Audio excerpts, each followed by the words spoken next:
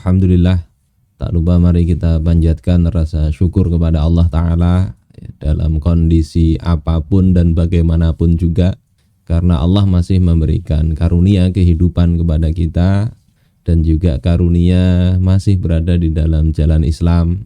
Semoga Allah istiqomahkan hingga akhir hayat kita. Insyaallah sore ini kita membahas biografi salah satu putri baginda Rasulullah Sallallahu Alaihi Wasallam, yakni Sayyidatuna Fatimah bintu Muhammad bin Abdullah bin Abdul Muttalib al-Hashimiyah al-Qurashiyah. Fatimah putranya Rasulullah dari ayah Rasul namanya Abdullah dari Abdul Muttalib Bani Hashim suku Quraisy. Nah, beliau ini adalah putri dari Khadijah, Khadijah bintu Khuwailid. Ini termasuk seorang tokoh dari suku Quraisy, dinikahi oleh tokoh juga dari suku Quraisy, yakni baginda Rasulullah Sallallahu Alaihi Wasallam. Kemudian beliau ini, Sayyidatuna Fatimah ini juga suaminya tokoh juga. Tazawwajaha Amirul Mukminin Ali bin Abi Thalib radhiyallahu an.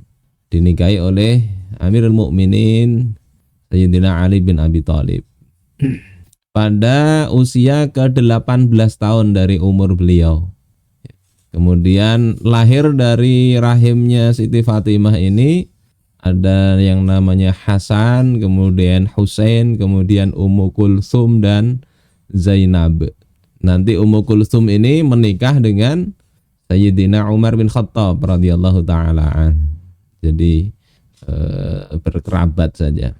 Kemudian beliau ini hidup setelah wafat baginda Rasul itu selama 6 bulan dalam riwayat yang masyhur. Jadi setengah tahun setelah baginda Rasul wafat, beliau juga wafat. Ya, jadi kalangan Ahlul Bait. Dan Sayyidatuna Aisyah ini adalah orang pertama yang di dalam tarikh itu beliau menggunakan keranda ketika dikuburkan, ya diangkat pakai keranda. Nanti kita bahas ya di bagian berikutnya. Nah, beliau ini juga dari putri Rasulullah adalah yang paling kecil ya, dibandingkan dengan Zainab dan Ruqayyah. Zainab kemarin sudah kita bahas, ya, beliau menikah dengan Abul As bin Ar-Rabi'. Kemudian Ruqayyah dan Ummu Kulsum putri Rasul, ya. Nanti putrinya Fatimah ini Ummu Kulsum ada namanya. Itu dinikahi oleh Sayyidina Utsman. Kemudian waqata'a nasabu Rasulillah sallallahu alaihi wasallam illa minha. Nasab Rasul itu terputus kecuali dari Siti Fatimah ini. Tidak ada jalur ke Rasulullah kecuali dari Siti Fatimah. Kenapa? Li'anna Umamah bintihi Zainab tazawwajat bi Aliyin. Karena Umamah putri Zainab itu menikah dengan Ali. Kemudian setelahnya dengan Mughirah bin Naufal dan punya beberapa anak. Kemudian semua itu wafat. Jadi terputus jalur ke Rasul selain dari Siti Fatimah. Ini bisa kita baca di tarikh Islam wa wafayatu masyahiri wal a'lam, tulisan Imam Az-Zahabi. Jadi jalur-jalur habaib yang ada sekarang ya jalurnya ke Sayyidatuna Fatimah. Dan lahirnya beliau ini pada saat Ka'bah dibangun oleh Nabi ya. Sebelum kemenabian ada 5 tahun, ini menurut riwayat yang masyhur ya. Kita lihat wafatnya beliau ini tadi setelah 6 bulan wafat Rasul, beliau ikut wafat. Awalnya ketika Rasul wafat beliau sedih sekali, tapi begitu dibisiki oleh Rasul, beliau gembira. Apa bisikannya? Engkau dari kalangan keluargaku yang paling cepat menyusulku, katanya. Gembira beliau. Nah, di wafatnya inilah yang nanti banyak cerita ya, yang insya Allah kita urai sedikit biar tidak ada banyak kekaburan ya, fitnah-fitnah kepada para sahabat terkait dengan wafatnya Sayyidatuna Fatimah ya, sebagian kalangan ini menyalahkan sahabat-sahabat Nabi yang lain. Dan beliau ini memang ada wasiat ke suaminya agar suaminya yang mensolatkan, memandikannya dengan Asma binti Umais ya. Kemudian agar dikuburkan di waktu malam. Ini adalah wasiat dari Siti Fatimah. Bukan karena disembunyikan atau apa, enggak. Jadi beliau ini wafat di malam hari ya, 3 malam dari bulan Ramadan, yakni tahun 11 Hijriah. Dalam usia yang masih muda, yakni 29 tahun. Saudara-saudaraku sekalian yang dimuliakan Allah Subhanahu wa taala, ini terkait suami dan anaknya, beliau menikah dengan Ali bin Abi Thalib.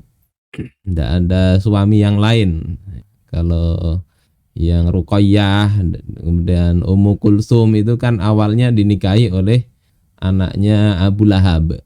Kalau ini tidak, ini sampai meninggal dengan Sayyidina Ali bin Abi Thalib radhiyallahu taala an. Dari pernikahan ini lahir 4 orang putra dan putri. Dalam riwayat yang lain ada 5, yakni Hasan, kemudian Husain, kemudian Zainab, kemudian Ummu Kulsum.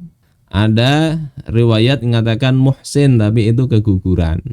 Itu yang kemudian dijadikan sumber cerita kenapa keguguran dan seterusnya. Nah, beberapa pelajaran dari keluarga pasangan yang mulia ini. Pertama itu terkait dengan maharnya. Siti Fatimah ini dinikahi oleh Sayyidina Ali dengan mahar baju besi yang untuk ukuran itu tidak mahal ya pada zaman itu. Kalau sekarang yang mahal. Ini sudah kita bahas pada masa kita membahas biografi Sayyidina Ali bin Abi Thalib. Jadi tidak kita bahas lagi. Tinggal kita perlu penekanan, beliau ini putri orang mulia, kemudian beliau ini masih muda, ya, 18 tahun, dan rela dinikahi dengan orang yang tidak punya banyak harta, maharnya sedikit. Nah, ini patut jadi teladan kita. Kadang di masyarakat itu ya begitu, oh ini anakku kan sudah sarjana, cantik misalnya, masih muda, maka harganya tinggi, mahar itu. Maka berkacalah dengan Siti Fatimah. Beliau tidak dengan mahar yang tinggi. Kemudian yang kedua, ini kerjasama istri dan ibu mertua. Jadi Imam Ali bin Abi Thalib itu berkata kepada ibunya, yakni Fatimah binti Asad bin Hashim, bahwasanya putri Rasulullah itu tidak perlu bekerja di luar, tidak perlu memberi air minum.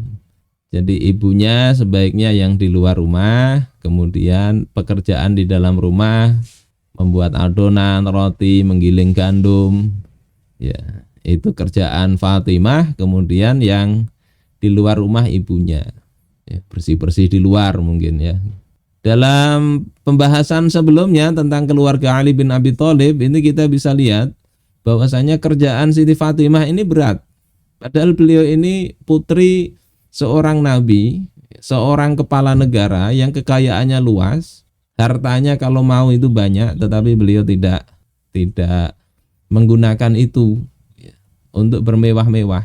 Beliau bahkan menggiling gandum, belum ada blender waktu itu, sampai tangannya juga kesakitan, seperti mungkin gilingan kalau lihat film Ipin Upin itu ada batu diputar itu ya untuk bikin tepung. Ya begitulah kehidupan orang yang mulia di sini, Siti Fatimah.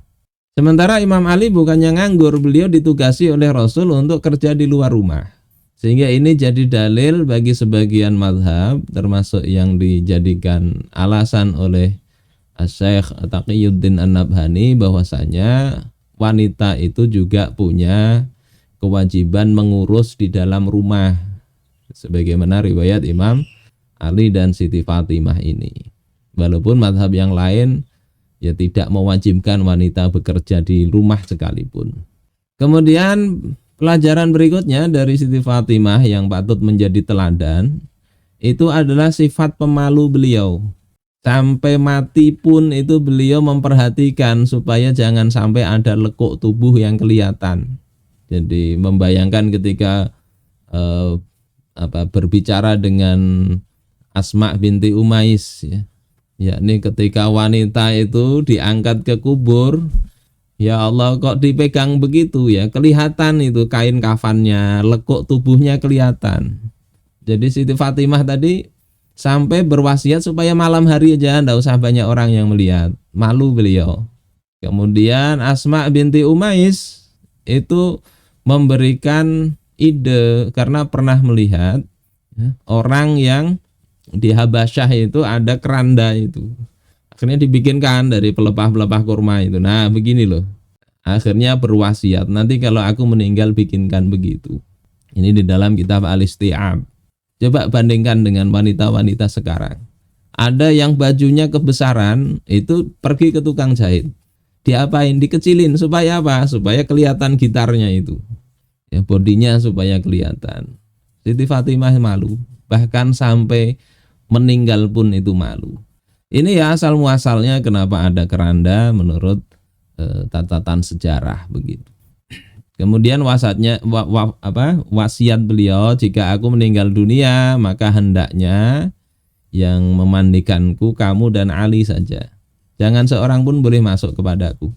Sehingga dalam riwayat itu memang Abu Bakar mau masuk dilarang. Siti Aisyah mau masuk dilarang, sahabat yang lain mau masuk dilarang. Kenapa? Ya wasiat. Ya, bukan diartikan apa-apa, walaupun memang pernah terjadi perselisihan ya. Perselisihan itu memang pernah ada, yakni terkait dengan warisan Rasulullah Shallallahu Alaihi Wasallam. Sayyidatuna Fatimah itu memahami Rasul itu mewariskan, sementara Sayyidina Abu Bakar itu memandang ya sebagaimana pesan Nabi, para nabi itu tidak memberikan warisan. Tapi apakah ditelantarkan keluarga Nabi? Tidak. Sahabat itu sangat perhatian. Bagaimana kita lihat Abdurrahman bin Auf dan sahabat yang lain ya, kemarin sudah kita bahas ya. Itu mereka menginfakkan ya hartanya itu untuk keluarga Nabi itu sudah enggak kurang-kurang. Tapi bukan dapat warisan, tidak. Termasuk zakat itu tidak dapat keluarga Nabi sampai sekarang nih ya, hukumnya begitu. Yang difahami oleh kalangan Ahlus Sunnah. Ini dianggap khianat. Jadi oleh sebagian kalangan Abu Bakar ini dianggap khianat. Sehingga sampai marah Fatimah ini sehingga tidak mau bertemu dengan Abu Bakar. Ya Allah, ceritanya bisa begitu. Dan itu sebagian orang-orang kita yang ngomong begitu. Nah, jaminan rumah bagi keluarga yang baru menikah. Ini penting difahami, ada riwayat setelah menikah Rasulullah menyuruh Ali untuk mencari rumah. Sehingga bisa difahami di sini ya, mencari tempat tinggal untuk istri ini adalah kewajiban suami. Wa 'alal mauludi lahu rizquhunna wa kiswatuhunna bil ma'ruf. Bagi bapak itu hendaklah menanggung makan dan makanan dan pakaian dengan cara yang ma'ruf. Kemudian di ayat yang lain askinuhunna min haitsu sakantum. Tempatkan istri-istrimu itu ya, dari sisi di tempat engkau tinggal, yakni carikan tempat tinggal. Termasuk Sayyidina Ali. Ya kalau tidak punya yang ngontrak. Ya. Kenapa demikian? Ya tempat Rasul itu dulu kan cuma bilik-bilik begitu. Kalau misalnya mertuanya kaya, rumahnya luas, ya enggak apa-apa sebetulnya tinggal serumah. Nah kemudian kita sudah bahas dulu di biografinya Sayyidina Harithah bin Nu'man. Akhirnya beliau mengosongkan rumahnya. Beliau punya banyak rumah. Harithah bin Nu'man ini orang kaya kan. Akhirnya dikosongkan satu rumah, ditinggali oleh Fatimah dengan Ali bin Abi Thalib radhiyallahu taala anhuma. Berikutnya yang kelima, pelajaran dari keluarga Fatimah ini adalah Rasulullah itu sebagai mertua juga ikut turut campur yang sifatnya positif ketika ada perilaku atau problem di dalam rumah tangga putri dan menantunya. Jadi suatu ketika ada sikap keras dari Sayyidina Ali bin Abi Thalib. Apalagi usia masih muda kan juga. Menikah usia 18 tahun ya. Apalagi kalau ibu-ibu kita dulu itu menikah lebih muda lagi dari itu. Masih anak-anak, kadang suka main-main. Nah, akhirnya Siti Fatimah ini melaporkan kepada Rasul ya perilaku yang enggak menyenangkan dari Sayyidina Ali bin Abi Thalib. Disusul oleh Sayyidina Ali. Kemudian setelah Rasulullah mendengar pengaduan Fatimah, beliau mengatakan, "Ai bunayyah, wahai anakku, isma'i wastami'i wa'qili." Dengar, perhatikan dan fahamilah. Yang akan kujelaskan ini. Innahu la imra'ata ta'ti hawa zawjiha wa huwa sakit. Sesungguhnya tidak ada seorang perempuan yang dia itu mengikuti keinginan suaminya sedang suaminya diam saja. Maksudnya apa? Maksudnya sebaik-baik apapun perilaku dalam keluarga itu pasti suatu ketika sebagai manusia itu ya adalah khilaf-khilaf sedikit. Jangankan kita ya, ini Sayyidina Ali dengan Siti Fatimah ya ada pertengkaran biasa sampai lapor bapaknya. Tapi ya difahami lah itu usia segitu dan sebagai suami dia sebagai qawwam hendaknya ya lebih bersabar di situ. Jadi maksudnya sebaik apapun perilaku itu, istri perilakunya sebaik apapun kepada suami, pasti dari suami ini ada yang tidak disenangi oleh istri. Sebaliknya begitu juga, perilaku sebaik apapun dari suami, jangan berharap istrinya itu langsung jadi sempurna, enggak. Ya, pasti juga ada sesuatu yang mungkin tidak disenangi. Nah setelah itu Ali bin Abi Thalib radhiyallahu an mengatakan, aku akan menahan diri dari apa saja yang pernah aku perbuat. Demi Allah aku tidak akan melakukan sesuatu yang kamu benci selamanya. Walaupun kadang ya perilaku itu ya bisa-bisa kita menganggap biasa, tapi pasangan kita menganggap itu sesuatu yang menyakitkan. Bisa jadi begitu. Ini problem biasa dalam rumah tangga. Nah ini peran mertua penting. Kemudian yang berikutnya ini adalah menanyakan kemauan suami dan melaksanakannya. Ini sekaligus untuk membantah sebagian kalangan ya yang punya persepsi negatif kepada sahabat Abu Bakar dan Umar terkait Fatimah. Diriwayatkan dari Asy-Sya'bi, dia menuturkan bahwasanya ketika Fatimah sakit, beliau didatangi oleh Abu Bakar As-Siddiq mengunjungi. Maka Ali berkata, wahai Fatimah, ini Abu Bakar meminta izin untuk membesuk mengunjungi engkau. Maka kata Fatimah, apakah kamu menginginkan agar aku mengizinkannya? Menurut engkau ku terima ndak? Maka Ali mengatakan ya terima aja. Setelah diizinkan, Abu Bakar menemui Fatimah, meminta keridhaan Fatimah. Ya biasa di dalam Islam itu saling minta maaf, minta ridho. Apalagi pernah terjadi perselisihan tadi terkait harta warisan yang menurut Abu Bakar tidak diwariskan, tapi menurut Fatimah diwariskan. Ya, itu yang jadi problem memang di situ. Ini sudah pernah saya bahas di dalam ini, ya di channel YouTube nanti bisa diketik di YouTube akar masalah perselisihan Abu Bakar dengan Fatimah dan Ali. Ada videonya dulu pernah saya isi sebuah kajian di YouTube ada. Jadi lebih panjang lebarnya di situlah penjelasannya. Dan rekonsiliasinya bagaimana. Jadi clear sudah itu. Tidak usah dilebar-lebarkan. Akhirnya apa? Siti Fatimah ini walaupun ya sebetulnya tidak enak lah namanya. Sebagai manusia pernah ada perselisihan itu. Ya pasti masih ada kurang enaknya. Abu Bakar ini yang gentleman datang. Minta ridho, masih tetap minta ridho. Bagusnya Fatimah, beliau tidak menolak tapi minta pendapat suaminya gimana. Kata suaminya, ya, maka diterima dan akhirnya saling merelakan. Ini dalam kisah kitab Tarikh Islam, ya, tulisan Imam Az-Zahabi. Saudara-saudaraku sekalian rahimakumullah, hanya saja sebetulnya cerita itu kan sudah selesai ya. Bismillah. Saya jelasin itu di YouTube. Di channel kami itu ada ya bagaimana membahas tuduhan, bagaimana yang Fatimah katanya dibunuh oleh sahabat, dikencet, patah tulang rusuknya dan sebagainya. Sudah saya jelasin baik secara akli maupun dalil-dalil naklinya, tetap saja itu banyak sekali komentar di bawah. Salah satunya itu banyak riwayat mengutip dari kitab-kitab Ahlussunnah juga, yang di situ kemudian mereka simpulkan bahwasanya memang betul Siti Fatimah ini dianiaya oleh sahabat. Bahkan lebih kasar lagi, ada yang mengatakan digencet, diinjek-injek mati. Nah, salah satu riwayat yang diungkap itu ada di dalam Musannaf Ibnu Abi Syaibah.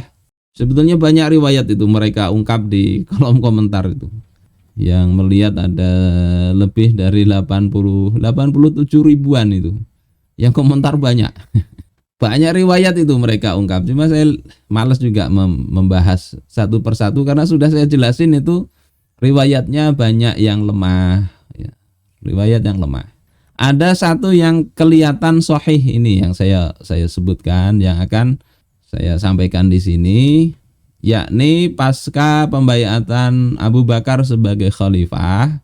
Nah, di sini ada riwayat bahwasanya Umar itu mengetahui ada orang yang berkumpul di rumahnya Ali bin Abi Thalib. Kemudian Umar datang kepada rumah tadi, ke rumahnya Ali. Kemudian mengatakan, "Ya binta Rasulillah sallallahu alaihi wasallam." Wahai putri Rasulullah sallallahu alaihi wasallam, "Wallahi ma min ahadin ahabba ilaina min abik." Demi Allah tidak ada seorang pun yang lebih kami cintai daripada bapakmu. Wa ma min ahadin ahabba ilaina ba'da abika mink, dan tidak ada seorang pun yang lebih aku cintai setelah bapak engkau daripada engkau, yakni engkau sangat kami sayangi, kami cintai. Wa aimullah, demi Allah, madzaka bimani'i, kecintaanku yang tadi itu tidaklah menghalangiku ini jitama'aha ula'in nafaru indak, kalau ya orang-orang itu berkumpul di rumah engkau itu enggak mau taat kepada Abu Bakar. An amartuhum ayyuharraqa alaihimul bait, itu enggak menghalangi aku untuk memerintah orang untuk membakar rumah engkau. Jadi ini kisah yang diangkat ya, yang kemudian disimpulkan berarti terjadi tadi penganiayaan hingga meninggalnya Fatimah. Qala falamma kharaja Umar ja'uha faqalat. Maka ketika Umar keluar dan mendatanginya, Siti Fatimah berkata, "Ta'lamuna anna Umar qad ja'ani wa qad halafa billahi la in 'udtum la yuharriqanna 'alaikumul bait." Ketahuilah kalian bahwasanya Umar tadi datang dan bersumpah, kalau kalian kembali ngumpul di sini enggak mau membaiat Abu Bakar, maka betul-betul Umar akan membakar rumah ini. Wa aimullah la yamdiyanna lima halafa alaih. Demi Allah, betul-betul itu akan dilaksanakan oleh Umar kalau sudah bersumpah.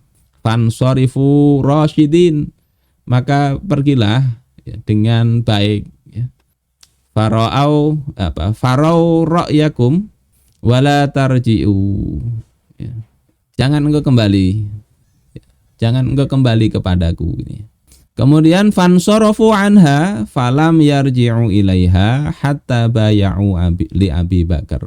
Mereka kemudian berpaling dari Fatimah, yakni undur diri, kemudian tidak kembali kepada Fatimah hingga mereka membaiat Abu Bakar As-Siddiq. Jadi ini cerita yang kemudian dipakai berarti dianiaya, padahal kalau mau pakai riwayat ini tidak ada penganiayaan ya. Dan di sini mereka justru membaiat Abu Bakar. Ini kadang anehnya di situ. Di satu sisi ini Fatimah dianiaya kemudian sampai keguguran, tulang rusuk patah, tapi di sisi lain memakai dalil ini. Ini diantara dalil-dalil lain yang diungkap ya, ada riwayat At-Tabrani yang lemah, itu lemah. Tahu lemah atau tidak dari mana ya, kita ada ilmu rijalul hadis. Ini orang-orang yang meriwayatkan itu siapa kan bisa dirunut. Kalau enggak jelas kemudian dikatakan sahih dari mana? Nah, riwayat ini sendiri menurut Ibnu Abi Syaibah ya, dengan sanad ini, sanadnya itu dari Aslam. Aslam itu maulanya Umar bin Khattab. Dan ini dari sisi sanad sahih. Bahkan menurut syarat Bukhari Muslim. Makanya ini getol sekali disampaikan itu loh dalilnya. Ya, lupa mereka bahwasanya kalau memakai dalil ini mestinya mereka nggak nuduh yang macam-macam tadi. Dalil ini mereka setelah diancam oleh Umar mereka berbaiat selesai kok masalah.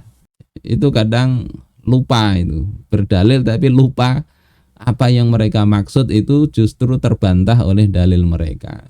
Sisi lain riwayat ini walaupun sanadnya sahih tapi ada kajian ilal hadis, yakni ilal ini ilmu yang menerangkan ada sebab-sebab tersembunyi, ada ilat atau cacatnya. Ya, cacat hadis ini. Apa ini para ulama misalnya menjelaskan? Pertama itu terkait riwayat ini walaupun dari sisi orang-orangnya ini masing-masing sahih, ya, orang terpercaya, tetapi ada ilalnya atau ilatnya.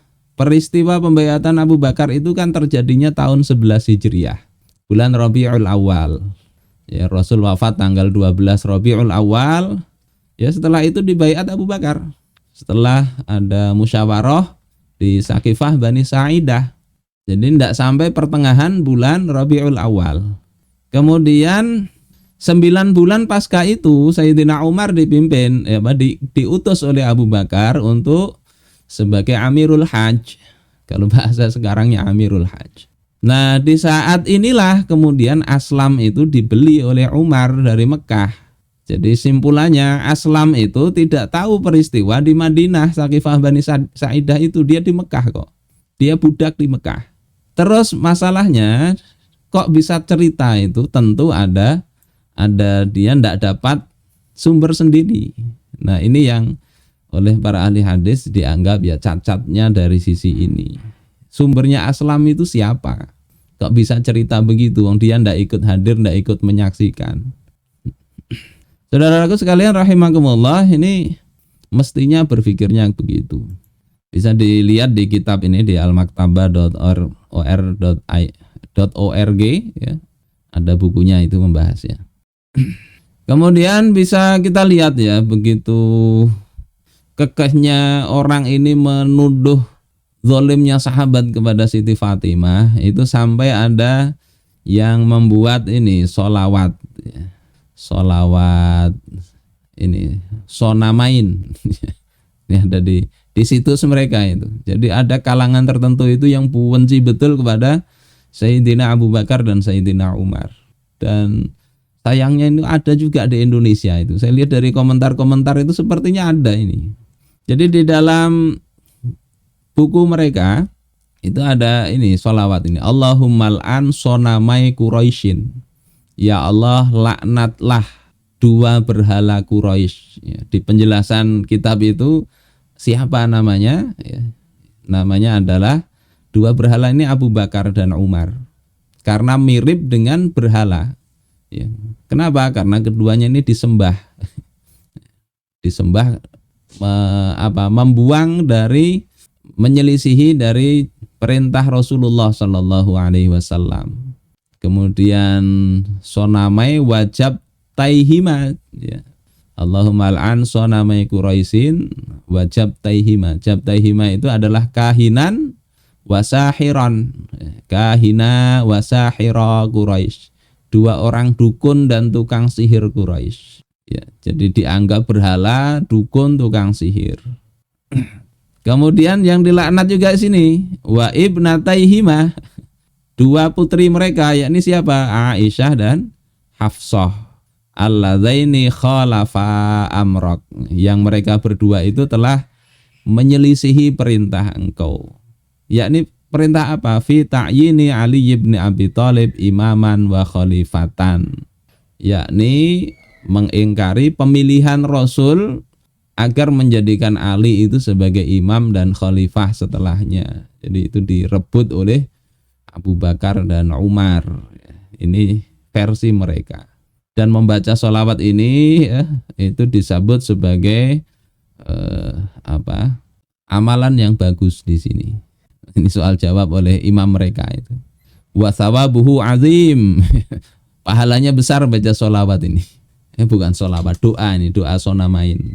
Ya Allah, laknati dua berhala Quraisy, ya, tukang sihir dan dukun mereka. Ya Allah. Tapi kalangan tersebut tidak semua begitu. Makanya yang di dalam video yang dulu itu saya sampaikan, ya ulama-ulama yang alim mereka tidak percaya juga cerita penganiayaan Siti Fatimah itu. Salah satunya adalah Ayatullah, siapa ini? Ayatullah Al-Uzma Sayyid Muhammad Husain Fadlullah. Jadi dari kalangan mereka, orang alim mereka, walaupun tidak banyak ya, yang tadi itu orang alim mereka juga, tapi seperti itu tadi pandangannya kepada Abu Bakar dan Umar.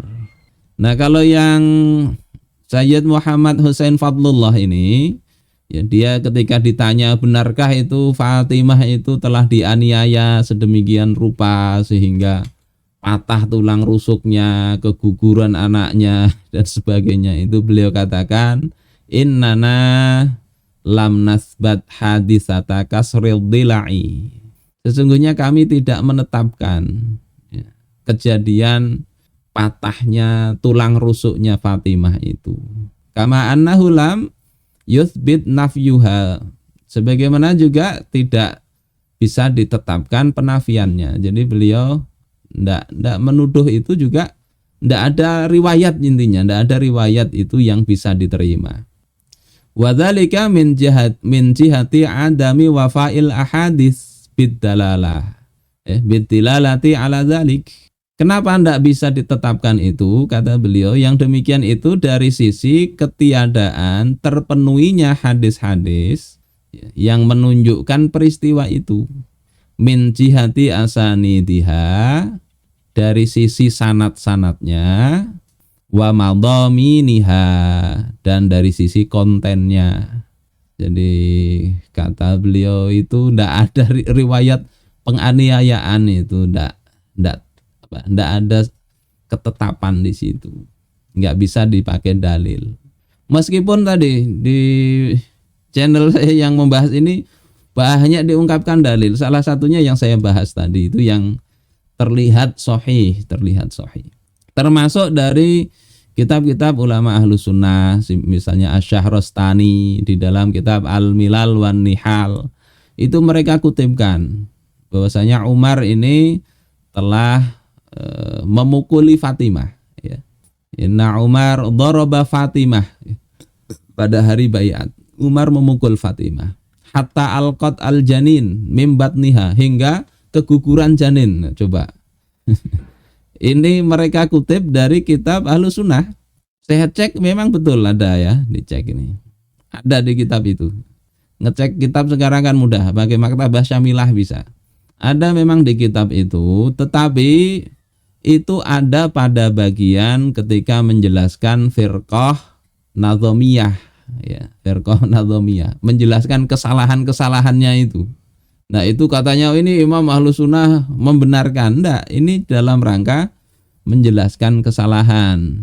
Nah ini kata Asy-Syahrastani, ya, ketika membahas tentang an-nadhamiyah ini, beliau katakan yang ke-10 dari pikiran nadhamiyah itu adalah mailuhu ilar rafdi. Mereka condong kepada Rafidhah. Wa waqi'atuhu fi kibaris sahabah, dan mereka memfitnah para sahabat-sahabat senior. Nah kemudian dijelaskan beberapa fitnahnya itu. Nah ini kemudian yang dijadikan dalil bahwasanya ini benar, padahal penulis kitab itu sedang menyalahkan itu. Saudara-saudaraku sekalian yang dimuliakan Allah Subhanahu wa taala, mungkin tidak kita perpanjang lah urusan ini. Saya cuma ingin menjelasin hati-hati ya, ketika menerima dalil, cek betul ya, sumber-sumbernya itu penting. Jangan ditelan begitu saja. Berikutnya saya ingin sampaikan tentang penghormatan timbal balik dan cinta yang tak tergambarkan dari Siti Fatimah dengan Rasulullah Shallallahu Alaihi Wasallam. Ini diriwayatkan dari Ummul Mukminin Aisyah radhiyallahu taala anha, bahwasanya beliau tidak pernah melihat seorang pun yang lebih mirip dengan Rasulullah daripada Fatimah, terkait gaya, tingkah laku, berdiri maupun duduknya. Bila Fatimah menemui Rasul, maka beliau berdiri dan menyambutnya, menciumnya, kemudian didudukkan di tempat duduk beliau. Sebaliknya Fatimah juga begitu. Ini adab yang baik ya antara antara anak dengan bapak ya. Rukun begitu. Kemudian yang kedelapan pelajaran dari Siti Fatimah ini adalah bahwasanya mertua atau orang tua Fatimah, mertuanya Sayyidina Ali, itu sangat gembira ketika berhasil mendamaikan keluarga ini. Sebagaimana saya katakan di awal, cekcok dalam keluarga itu adalah hal yang wajar. Orang luar, baik keluarga maupun yang lain, jangan mengompori. Ini pernah suatu ketika seperti itu, yang dulu kita ceritakan ada sampai Ali kemudian pergi ke masjid ya, berbaring di lantai tanah, itu pernah sampai seperti itu. Sampai Rasul mengatakan kum ya Aba Turab. Nah, beliau ketika berhasil mendamaikan suatu ketika ada percekcokan, masuk itu dalam kondisi sedih wajahnya, kemudian keluar dalam kondisi berseri-seri wajah Rasulullah. Ketika ditanya, ya kata beliau menjawab, ya tidak ada alasan lagi bagiku. Aku sudah mendamaikan antara dua orang terkasihku, yakni mengasihi Ali sebagai sepupu dan penyokong dakwah serta putri beliau. Ketika bisa melihat rukun itu tentu senang. Sebagaimana kita senang ketika melihat anak-anak kita rukun. Ini mungkin beberapa hal terkait dengan sekilas kehidupan putri baginda Rasulullah Shallallahu Alaihi Wasallam. Mudah-mudahan Allah berikan keberkahan kita ketika membaca ini, ketika mengingat kehidupan mereka, dan kita mampu meneladaninya.